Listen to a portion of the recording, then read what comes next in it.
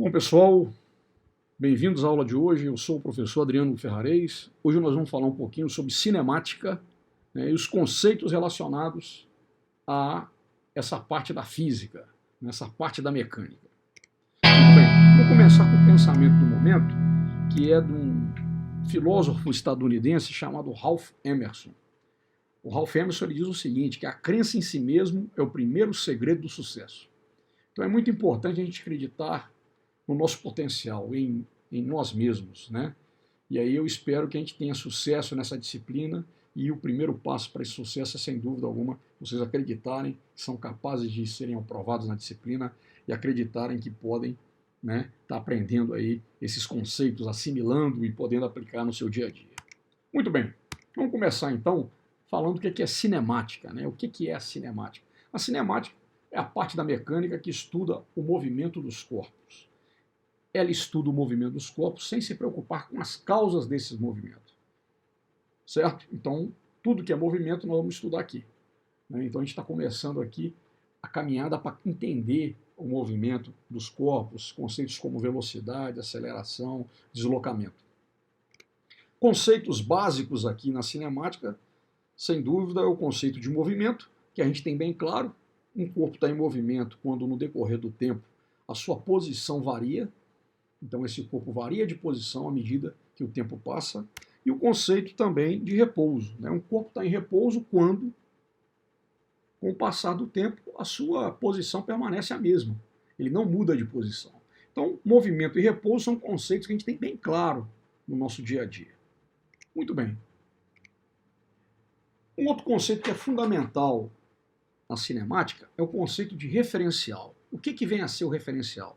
Referencial é o sistema de referências que a gente adota para analisar um movimento. Ou seja, referencial é o ponto de vista que a gente adota para ver como que o corpo se movimenta. Certo? Vamos dar um exemplo aqui de como o referencial funciona. A situação que a gente vai analisar é essa. Uma mosca pousada no nariz de um motorista de um carro que se move a 100 km por hora. Certo? Então está aqui o motorista, o carro se movendo a 100 km por hora e a mosca pousada no seu nariz. Nós vamos analisar essa situação de dois referenciais. O primeiro referencial, beira da estrada. Como que a mosca se apresenta para alguém que está na beira da estrada observando esse movimento? Então, para alguém que está na beira da estrada, a mosca vai se movimentar juntamente com o carro a uma velocidade de 100 km por hora. Certo? Então, né, para quem está na beira da estrada, ela enxerga a mosca dessa forma. Agora, alguém que está no referencial 2, que é o banco do carona, ou seja, sentado ao lado do motorista, quando ele olha para essa mosca, o que ele vê? Ele vê que a mosca está em repouso. Né? Ou seja, em relação ao sistema de referência, que é o interior do carro, a mosca não se move, ela está em repouso. Então a gente observa o quê? Que o conceito de movimento ele é relativo. O conceito de movimento depende do referencial adotado. Dependendo do referencial, um corpo pode estar em repouso ou em movimento. Outro conceito importante na cinemática é o conceito de partícula. Então, quando que um corpo é chamado de partícula ou ponto material? Quando as dimensões desse corpo são desprezíveis quando comparadas com o movimento envolvido. Então, por exemplo, se eu tenho um carro, um automóvel se movendo na BR-116. Esse automóvel tem uma dimensão de 3, 4 metros. A BR-116 tem milhares de quilômetros. Então, comparado com a BR-116, esse automóvel ele é o quê? Ele é uma partícula, ele é um ponto material.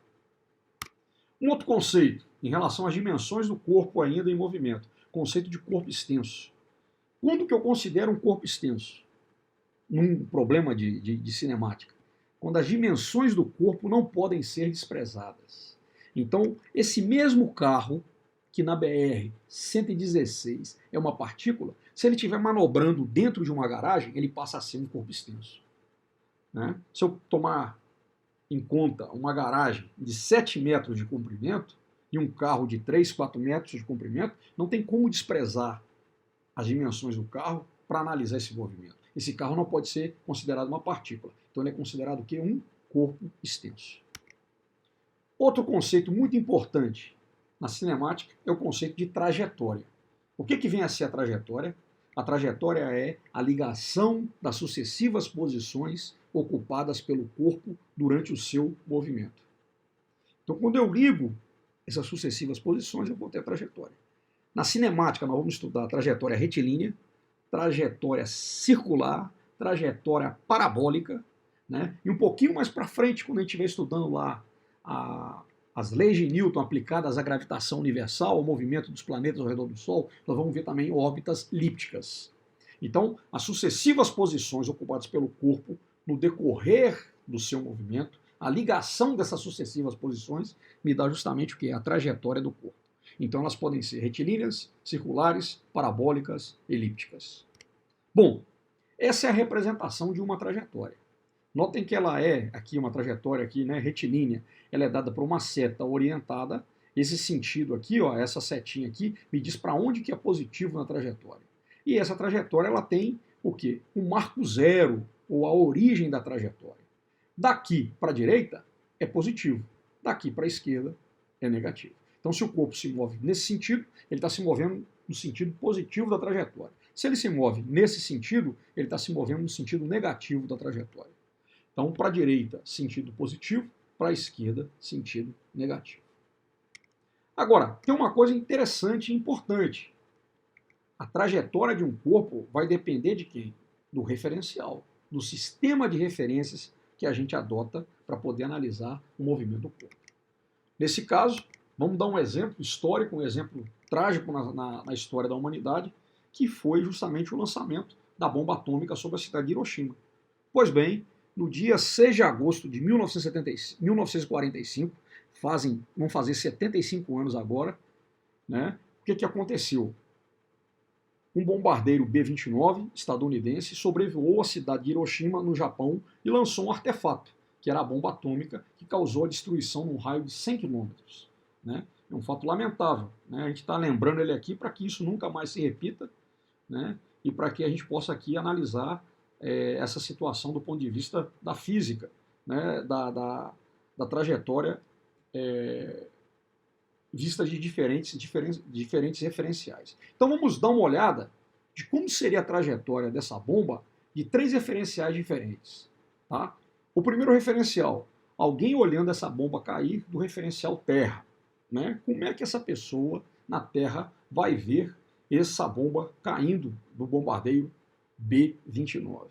Então, ela observar o bombardeiro, ela vai ver o quê? O bombardeiro abandona a bomba, ao ser abandonada, tem a mesma velocidade horizontal do avião, certo? E ela vai descrever, então, um movimento em 2 dimensões, que vai ser um movimento cuja trajetória é uma parábola. Alguém da Terra, então, vê que a trajetória da bomba é parabólica, é uma parábola. Se a gente observar a bomba, ou seja, o mesmo movimento do referencial avião, como que o piloto do avião veria ou viu essa bomba caindo? Então, observe, quando o avião solta a bomba, ele continua se movimentando horizontalmente, no mesmo sentido que a bomba. Então, para quem está no avião, a trajetória da bomba é uma reta. É uma reta. Certo? E, finalmente, qual que seria a trajetória da bomba para alguém no referencial bomba? Imagina alguém preso nessa bomba. Então, essa pessoa que está presa na bomba, ela vai o quê? Ela vai ver o chão se aproximando e vai ver o avião se afastando. Então, para essa pessoa que está na bomba, o chão se aproxima, o avião se afasta, ela está o quê? Ela está em repouso. Então, para quem está no referencial bomba, a trajetória é um ponto. É um ponto, não há trajetória. Essa situação parece ser um pouco inusitada, né? Como é que pode alguém na bomba, né, e não ver? Isso aqui é muito similar, ou seja, é a mesma coisa que acontece com a gente que está preso na superfície da Terra. Né? Para nós que estamos na Terra, a Terra, para nós temos a impressão de que ela está em repouso. Né?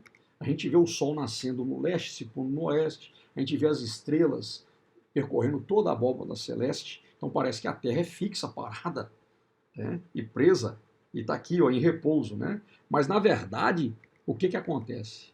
A Terra se move ao redor do Sol numa trajetória elíptica. Nós que estamos no referencial Terra, para nós temos a impressão de que ela está em repouso. Mas se alguém olhar para nós de Marte, ele vai ver o quê? Que a Terra se move ao redor do Sol com uma velocidade de 100 mil quilômetros por hora.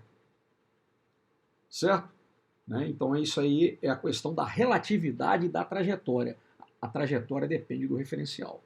Né? Então nós analisamos aí para o caso, né, do bombardeiro jogando uma bomba, vimos de 3 referenciais diferentes e chegamos aí à conclusão de que desses 3 diferenciais nós temos 3 trajetórias diferentes. Vamos fazer um exercício para fixar esse conceito de referencial. Então esse aqui é um exercício da Universidade Federal de Viçosa, né, em que diz o seguinte: um aluno sentado na carteira da sala observa os colegas também sentados nas respectivas carteiras, bem como um mosquito que voa perseguindo o professor que fiscaliza a prova da turma. Das alternativas abaixo, a única que retrata uma correta análise do aluno é... Então vamos ver, a situação é essa: você e seus colegas fazendo uma prova, um mosquito perseguindo o professor que anda pela sala fiscalizando a prova. Vamos analisar as alternativas. Primeira, a velocidade de todos os meus colegas é nula para todo observador na superfície da Terra. Então, para todo observador que está na superfície da Terra, a velocidade de vocês é igual a 0. Certo? Né? Vocês estão em repouso. Beleza? Então, velocidade nula, vocês estão em repouso para todo observador na superfície da Terra.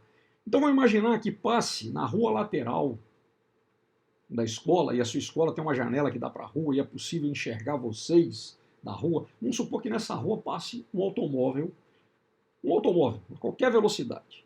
Então, o automóvel, e dentro do automóvel você tem o quê? Você tem uma pessoa que olha para a sala de aula e olha para vocês. Para essa pessoa que está no referencial carro, vocês estarão em quê? Em movimento e não em repouso. Então essa afirmativa ela é o quê? Ela é uma afirmativa falsa. Né? Essa opção ela está incorreta. Olha a segunda alternativa. Eu estou em repouso em relação a todos os meus colegas, mas nós estamos em movimento em relação a todo observador na superfície da Terra. Ou seja, você está em repouso em relação aos seus colegas, mas você está em movimento em relação a todo observador na superfície da Terra. Se tiver alguém do lado de fora da sala, imagina no corredor, e a porta da sala esteja aberta. Se essa pessoa no corredor olha para dentro da sala, ela vai ver vocês em repouso e não em movimento. Então, vocês não estão em movimento para todo observador na superfície da Terra. Então, essa afirmativa é falsa. A terceira afirmativa: como não há repouso absoluto, né? Opa, uma afirmação aí pomposa. Opa, vírgula. Não há nenhum referencial em relação ao qual nós estudantes estejamos em repouso. Então, muito cuidado com isso. Muitas vezes a pessoa fala, repouso absoluto, né? Então, pronto, termodinamicamente não existe. É impossível chegar-se a temperatura de 0 Kelvin. Mas olha só, aqui nós estamos falando aqui de uma sentença completa. Não há repouso absoluto. Então ele diz assim na sequência: não há nenhum referencial em relação ao qual nós estudantes estejamos em repouso. É claro que há. Eu acabei de dizer. Alguém no corredor, vendo vocês da porta do lado de fora da sala, ele está em outro referencial, que é o corredor. Mas ele verá você, ele está na superfície da Terra. Tá? Ele verá você e seus colegas em repouso fazendo a prova. Então essa afirmativa ela é falsa. A velocidade do mosquito é a mesma, tanto em relação aos meus colegas quanto em relação ao professor. Opa, o professor se movimenta. Vocês estão em repouso, no referencial sala de aula. Então, são 2 referenciais distintos. Então, a velocidade do mosquito não é a mesma para vocês e para o professor. Afirmativa falsa. E, finalmente, mesmo para o professor, que não para de andar pela sala, seria possível achar um referencial em relação ao qual ele estivesse em repouso. De fato, se o mosquito estiver perseguindo o professor com a mesma velocidade do professor, o professor está em repouso em relação ao mosquito. Né? Imagina que tem 2 carros, ambos em uma trajetória, uma estrada retilínea, os 2 automóveis, os 2 carros, a 100 km por hora, um do lado do outro. Esses 2 carros estão em movimento a 100 km por hora para alguém que está na beira da estrada, mas eles estarão em repouso um em relação ao outro. Então, essa afirmativa aqui, mesmo para o professor que não para de andar pela sala, seria possível achar um referencial em relação ao qual ele estivesse em repouso. Né? Esse referencial pode ser muito bem um mosquito, ou se movimentando com a mesma velocidade que o professor. Então a resposta correta é a letra E. Então a gente chega aqui ao final dessa nossa primeira aula. Espero que vocês tenham assimilado aí os conceitos, né, de movimento, de repouso, o conceito de partícula, de corpo extenso, de referencial, de trajetória, e a gente se vê na próxima aula. Um abraço.